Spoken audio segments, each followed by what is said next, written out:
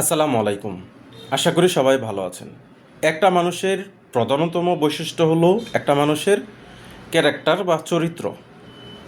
একটা মানুষের ক্যারেক্টার বা চরিত্রই কিন্তু বলে দেয় ওই মানুষটা কেমন। এটা হচ্ছে একটা মানুষের ব্যক্তিত্বের বহিঃপ্রকাশ হলো তার ক্যারেক্টার বা চরিত্র। আমরা একটা মানুষের বাহ্যিক যে বিষয়টা দেখি তা হলো ব্যক্তিত্ব বা চরিত্র। একটা মানুষ কেমন, ভালো না খারাপ। এখন মোরাল অফ দ্য স্টোরি হলো যে একটা মানুষ যদি ভালো থাকে তাহলে আমরা তার কাছে বারবার যাই, বা একটা মানুষ যদি খারাপ হয় তাহলে তাকে আমরা এড়িয়ে চলি।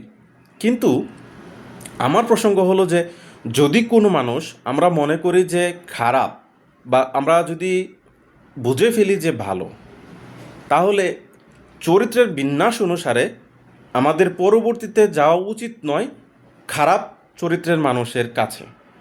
আমরা যদি বারবার ওই এক ব্যক্তির কাছে যাই যে ব্যক্তির চরিত্র খারাপ, ব্যবহার খারাপ, এবং আমরা যদি বারবার প্রতারিত হই বা ঠগি, তাহলে এটা আসলে কিন্তু কাম্য নয়।